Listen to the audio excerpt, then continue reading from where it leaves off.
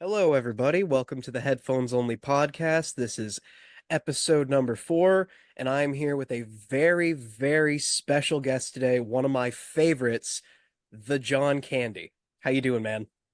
Good, Justin. How you doing, dude? Pretty good.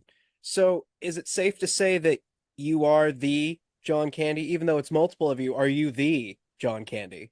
I would say I am one of three of the John Candy. Like our band is actually comprised of three members. So I'm Brannon, I'm the singer, and pretty much everything guy except for producing the actual music. That's Eric Tinajero. So he's our producer. He's the one who does all the sampling. Like literally all of our music is sampled, every last bit of it. A lot of people don't realize that. They think it's just the movie quotes or the pop songs we sample, but it's literally the guitars, drums, everything is sampled. And so he's like a mad Really? scientist for that.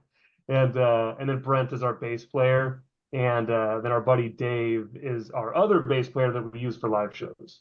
But he's not Nice. technically a member, but he's up there to look fun and have a good time. I've been listening for a while. Do you mean everything down to the instrumentation, or do you just Yeah, mean everything around it? no, everything. Like literally, the guitars are sampled from other metal and hardcore bands. And I mean, dude, we've sampled Kubla Khan, we've sampled not Counterparts. I always mix up their name. I think it's Boundaries. We've sampled them. Um, there's, I mean, it's endless the amount of bands we've sampled. Some are known, some are totally obscure and no one's ever heard about. That's kind of why every one of our songs, the guitars sound a little different. It's not like us changing the tuning or anything like that. It's just whatever band we wanted to sample that worked the best for what we were going for. So what do you do for live shows? Does it translate into you have those parts out and then whoever plays guitar is playing them, or is it still sampled?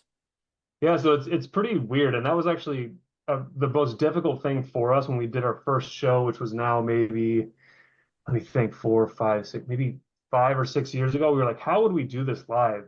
And we decided on it'll be kind of like a DJ or a rap set, hip hop set where you have me doing live vocals. Eric, our producer, was originally doing backup vocals live. Brent would do bass, and then everything else would be covered by the sample track. So depending on where we played, like we'd either route our laptop through the house system, or we'd go rent subs and speakers from Guitar Center and set those up and play anywhere. So it was the kind of thing we were super worried about, like the audio fidelity, like how it would sound, would it translate, would people be into it?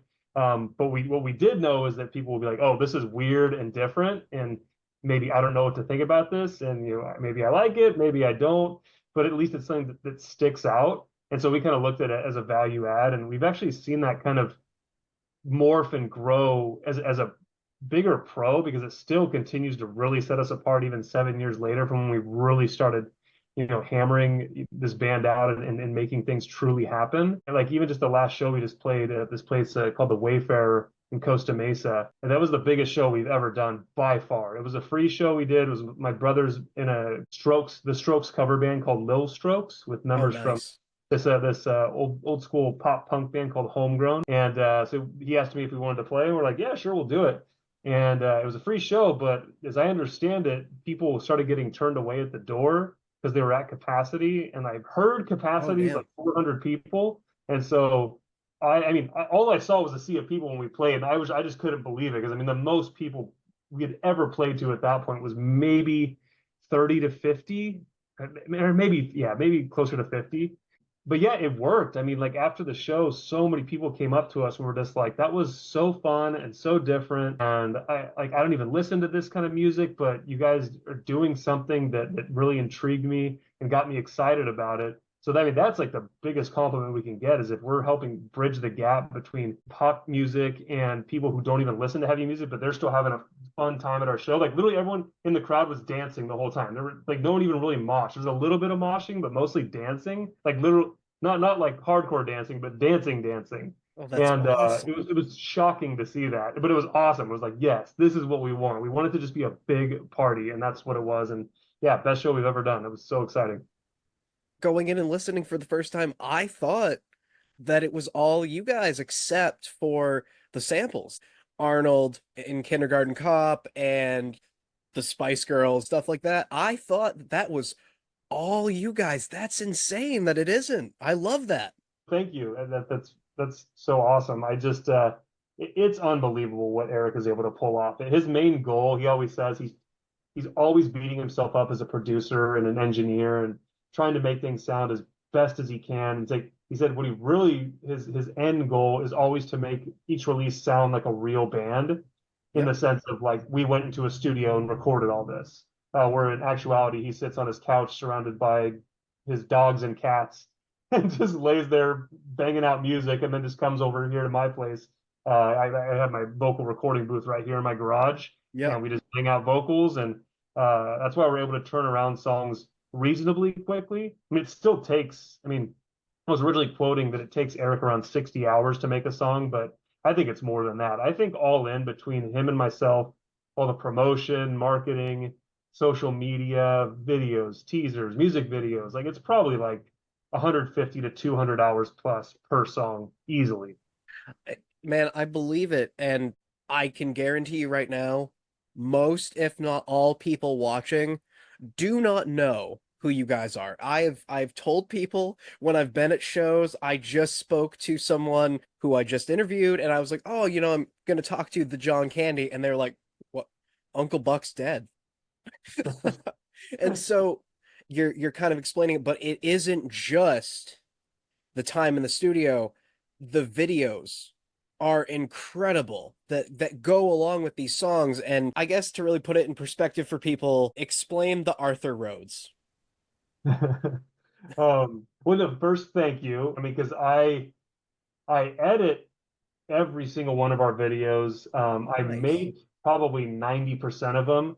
The other ones that I haven't made are, it's funny you mentioned Arthur Rhodes, our buddies, Javi and Ian, just two boys. They were originally fans, turned friends, turned Nice. co-workers now. You know, they've directed our Arthur Rhodes video. They're going to be helping us make our music video for our new song that we're working on right now. Oh, Uh, our buddy very Tim nice. Nieto directed a couple of our music videos. But beyond that, like it's usually just kind of like Eric. It's just me, mad scientist, Yep. in these things together, in on my computer and maybe or filming a video in my garage just with a GoPro and myself just screaming in Oh the garage yeah. like a maniac and cutting it all together and trying to make it somewhat interesting to watch. So for me, and I don't know about anybody else's opinion, and I don't know, of course, about your guys' opinion. For me, the visual plays into the audio a lot. Hmm. The first time I noticed was John Cena as our drummer. All the AI of John Cena is incredible. Yeah. D am I onto something, or is it more that it's just kind of whatever comes off the top? No, you kind of nailed it. We've always been a very visual band. Like the visuals are absolutely critical to the entire story we're trying to tell. Yep. And I've my whole life always been into the visual arts in general, whether it's a music video or movies or TV shows.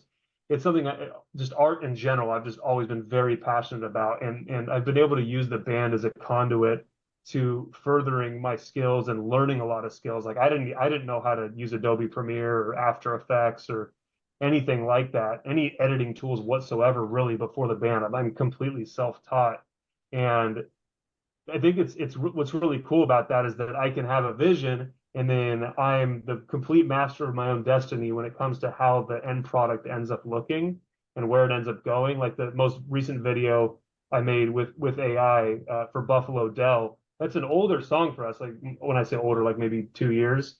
It was my favorite song on the EP we did, Abysmal Waste of Cosmic Dust. I always wanted to make a music video for it, but I was like, I didn't know how I wanted to do it. And then runway.ml. It's an AI video generation, text generation, blah, blah, blah website Yeah. that you can use. They just released a new algorithm. Like it's their Gen 3 alpha algorithm, and it's Okay. it's getting so close to real life. Like if you watch that video, you'll see every scene in that video is all AI generated.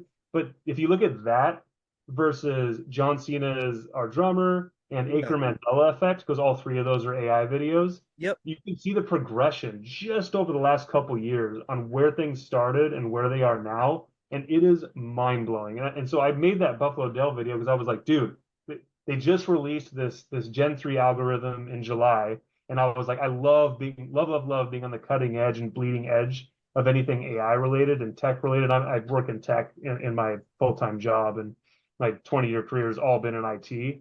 And so I always want to be on the cutting edge of that stuff. It's really exciting for me. And finding that world of like my tech side and my artistic side and bringing those together in one vision is just super exciting. And so I wanted to make Buffalo Dell kind of like, let's make a found footage video of like an alternate reality of Silence of the Lambs, because that song is mostly quotes from the Silence of the Lambs. Like basically if like Buffalo Bill from the movie was more kind of leading a moth cult instead of Yeah. just being a serial killer. And that's kind of what it is. It's like a person driving through a Victorian neighborhood on the East Coast. They stumble upon this house. They go in. There's moths everywhere. They find a cellar. They go downstairs. It opens up into this cavern, and then there's a moth cult all worshiping their moth god down there. I also think that people need to know that because you mentioned full-time job, Yeah. tell people how many shows you guys have actually played, because I always tell people, oh, it's a handful, but I never really tell them a number. That's accurate. I think our last show was literally our seventh show ever. So seven. But that's part of our shtick too, is like we kind of like it being it's like it's an event when we play. It's like you can't just come see us anytime. It's like it's also because we have full-time jobs and families. Right. We just touring is just almost impossible unless we were to like something crazy happen and someone can fly us around to play, every corner of the US or something like that. Um, but yeah, it's fun to just do one or two shows a year and make it more of a big event and kind of put a lot into it, put a lot of effort into the stage show and us being as entertaining as possible. So if anybody wants to foot the bill for the tour, or even, you know what, foot the bill for me, PayPal, whatever you want to do, let's make it happen. I mean, yeah, we did just auction off one of our guitars that we used in, I think, one or two music videos, a couple shows. And a fan won out. I think he ended up paying $1,000 for it, which was it's actually his Instagram name is Metalhead Matt, but dude, he's got a John Candy tattoo, like our band, not the actor, but our band, Right, like yeah. all on his shoulder, all for our song, The One That Cloaked the Stone. He drove down from Sacramento to our show in Orange County back in I think April, I want to say. So we got to meet him and hang out, and so he's like a super fan. So he's definitely single-handedly adding to our travel fund. So I think we might end up auctioning another bass.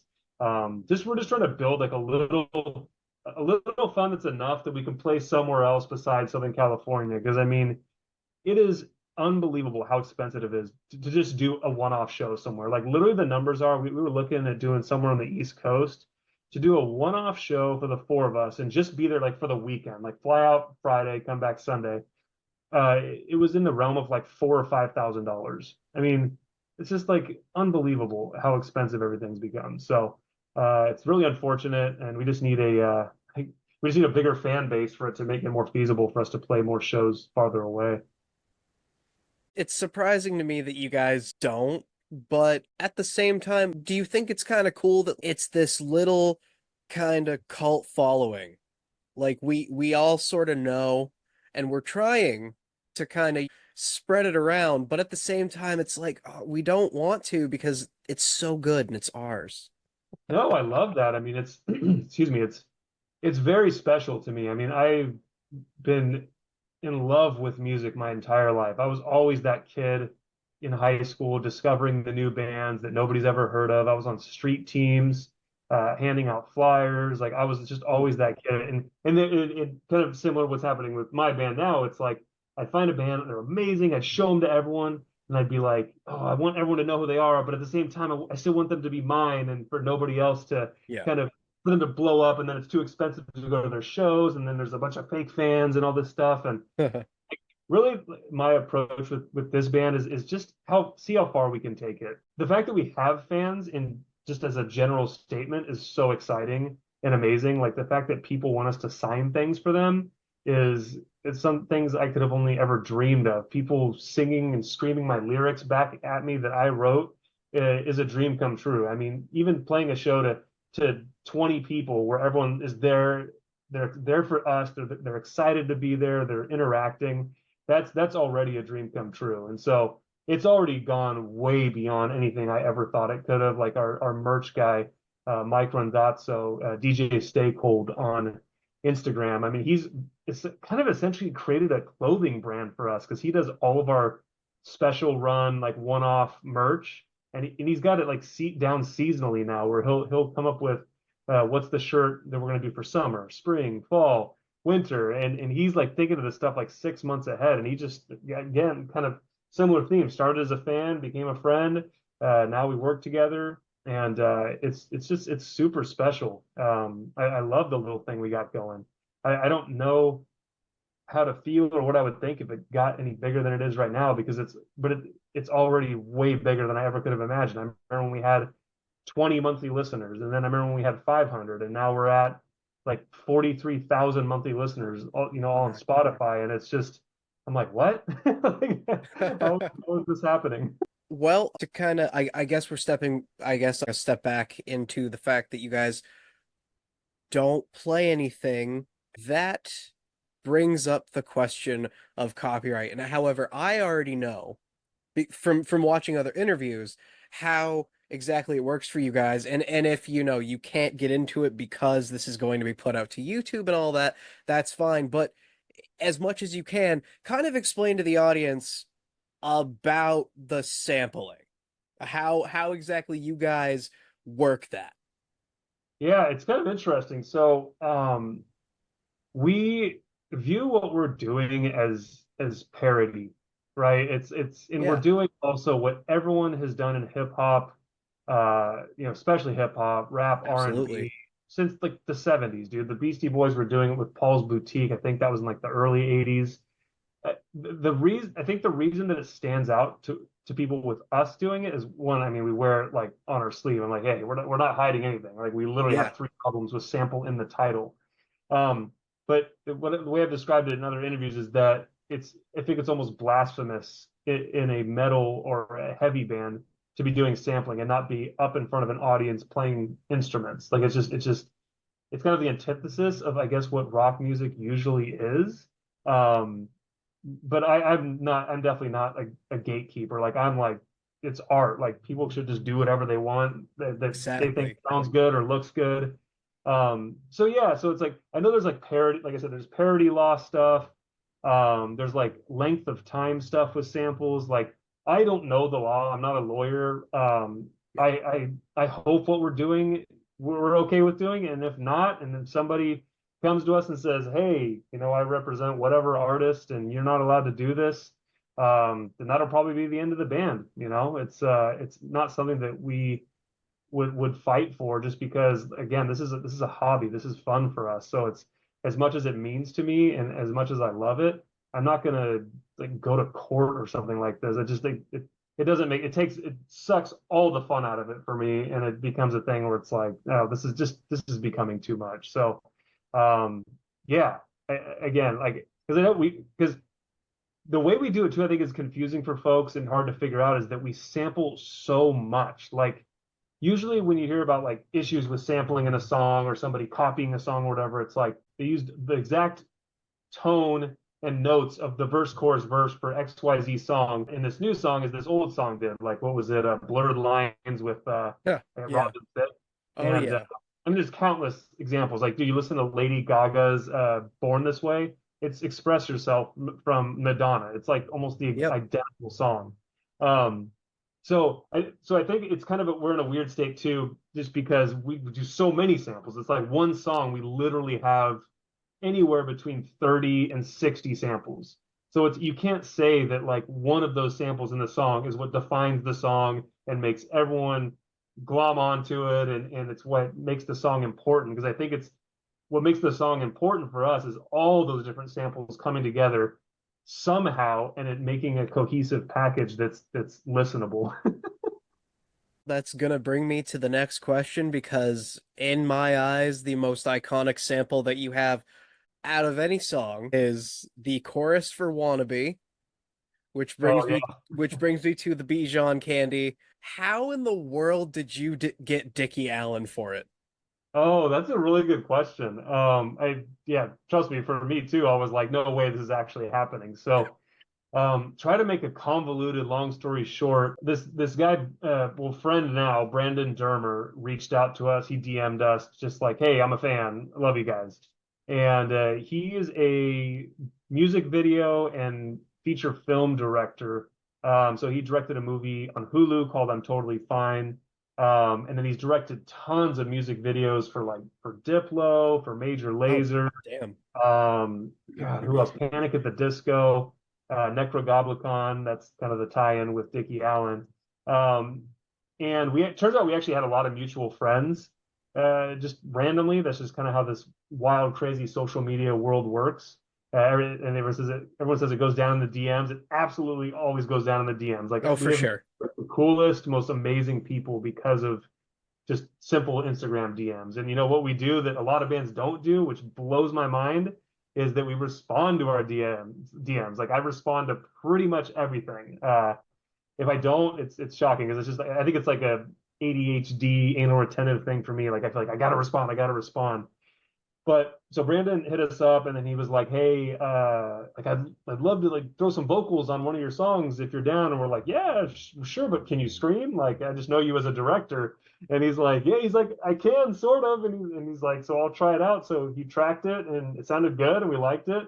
And then he's like, "Hey, I'm gonna try to get Alex Alareza, Dickie Allen from Necrogoblicon on the song." I was like, "Oh, really? But okay." Like, but I've learned with this band to just don't get too excited about things until they actually happen because Yeah, you get a lot of people approaching you with things and making all these promises and this and that. And I've just kind of taught myself to just like stay calm, don't get excited. If it happens, exactly. totally celebrate it. And if it doesn't happen, it's not the end of the world. Like maybe something else cool will come along. And that's kind of my attitude with it.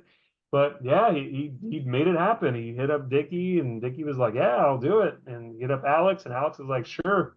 And so they threw their vocals on there and that's how it happened. Super cool. Very, very lucky to get them, to get all three That of them, one song. I'm kind of just thinking, no matter if you met him or not, how could you even stay calm in that moment? That's like it's Dickie Allen. Damn. Yeah, it was like a crazy cosign for us. Like he's so well respected in the metal community. So to get an artist of that caliber on one of our songs, it was just definitely like a pinch me type moment for sure. You did mention you have a song coming up. Can you elaborate a little? Yeah, so Eric started working on it maybe 2 weeks ago. And once he like gets in a groove and he's got what he wants, like it starts going pretty quickly. So we're at this stage now, and it's funny, we have it kind of down to a science now. So it's like basically the way it usually works is from when he starts to working on it to release of the single and the music video is usually a 2 month period. So we're probably still a month and a half away from release, as long as everything goes according to plan. And what we like about this band too is helping bring up other artists, and also, I mean, if other artists want to bring us up, amazing too. So that's part of why we like doing a lot of the community building. It's almost like crowdsourcing, or it's like we'll get cool guest vocalists on songs. Like we get a guest vocalist, I feel like on every other song, sometimes every song. And it's just again, just really fun community building. So we're working on getting a guest artist on it. Eric actually has probably about 95% of the instrumentals done. It's like the layout's Wow. done. He'll just probably want to make little tweaks to it. I might make some little tweaks too, because that's usually our process. Like I'll like make little suggestions here and there, or none if it's like if I think it's perfect. And then I'll go write lyrics, and then he'll come over and we'll record vocals in my garage. And then we have a guest vocalist. We'll send them the stuff that they need to record. And yeah, so we're talking to Javi and Ian from Just Two Boys to direct the music video. Um, and let's see, I won't say too much about the music video yet because it's kind of like a loose concept right now, and I think we're playing Yeah, with a lot yeah. of ideas. But the song is mostly Chris Farley quotes. I'm actually totally drawing a blank on which movie it's from. I can't remember if it's what's the one where Al Donnelly running for mayor or something. It's either Black Sheep Black or Sheep. is it Black I Sheep? I love I oh yeah, man, Black Sheep is my number one with Chris Farley. Vote for Donnelly. So yeah, the song is very heavy Black Sheep quote heavy.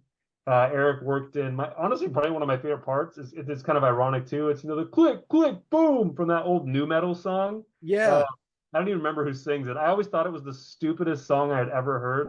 I think that's Uh, Saliva. yeah, Saliva. Yep. But the way that he worked it into the song, I was like, oh, I actually think it sounds awesome. I'm trying to think of what else he sampled in it. Sampled Refused. What's their huge song? New Noise, I think it's called. I think he's got some more Fleetwood Mac in there. Oh wow. Nice.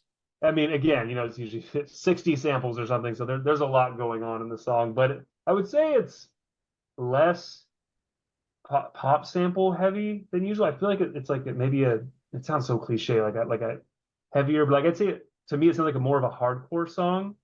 He's Oh, Eric, our producer, is super into Kubla Khan, so I think that it has a little bit more of that vibe, like lots of squeals, like pinch harmonics. yep. Um, so Nice. that and those sound pretty sick. I love how they sound in the song. Those are kind of like the almost like the signature of the songs. I feel like we don't have a lot of songs with pinch harmonics, but we got a lot of them in this one. I'm just gonna answer for everybody. Everybody wants to know what your favorite is for what you've made. Like favorite song or music video or Yes. both? Favorite song. Um, Dang, that's a really good question. What would be my personal favorite? I mean, it already kind of mentioned it. Like Buffalo Dell, I feel like really grabs me because I'm an 80s kid and we sampled Cutting Crew in that song. So the chorus, and I like that I think Eric slowed it down. So it sounds like it's pitch shifted down a little bit, like his voice sounds deeper, but it's got like that cool kind of mystery and intrigue around it combined with, Goodbye Horses Yep. on the bridge of the song. It's kind of haunting. And that's why I tried to incorporate that visually into the music video as well. I'm really proud of that song. So I think that's probably one of my big favorites. I'm trying to think of like what's fun to play live. Um, Funky Butt Loving is really fun live because the Whitney Houston part, I feel like that part always hits because it has such a good build. It's like, and it's like, Yeah. and then it's like this moment where like we usually like throw floodlights on and it's just a super intense and I mean, obviously her vocals are incredible. So it, yeah, that one just always hits.